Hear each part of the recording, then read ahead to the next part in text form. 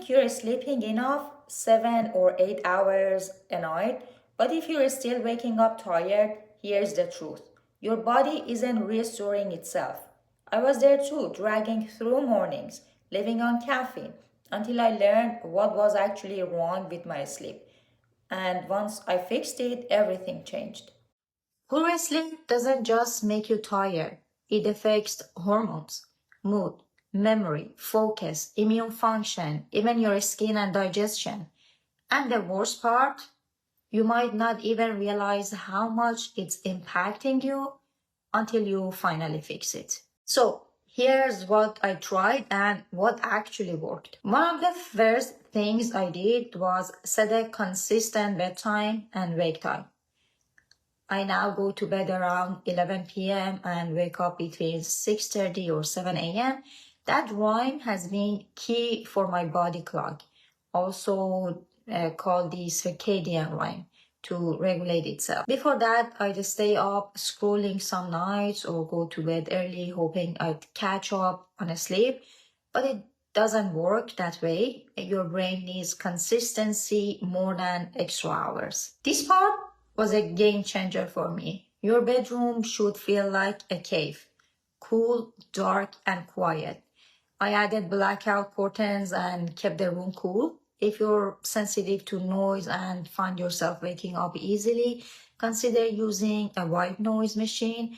But personally, earplugs have worked great for me. You might want to give them a try too.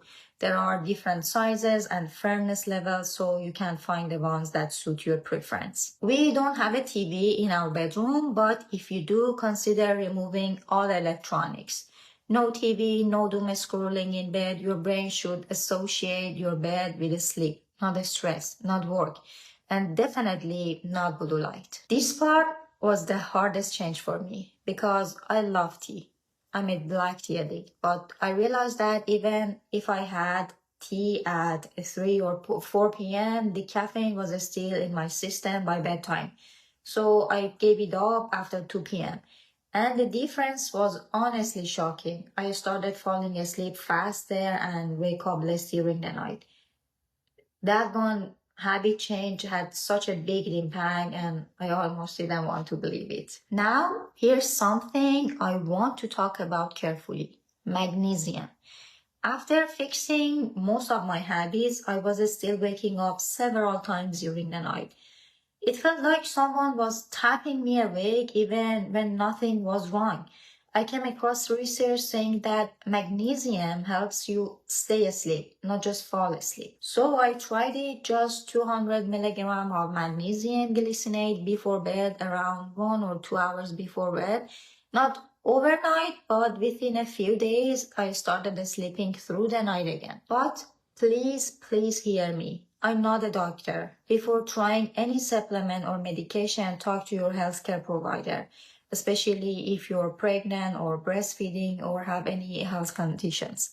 I'm just sharing what worked for me so you can research further. I started with the Aura Ring, which gave me insight into REM, deep sleep, body temperature, HRV, all of it. Then I switched to the Apple Watch, mostly because it has a silent vibrating alarm. I set it to gently wake me up without waking up my family. If you want to track your sleep, these tools can help, but don't let the data stress you out. Use it to learn your patterns, then focus on progress, not perfection. Here's the thing, you don't need to change everything tonight. Start with one habit, maybe it's no caffeine after 2 p.m. Or maybe you set a consistent bedtime, or you create a calming nighttime routine.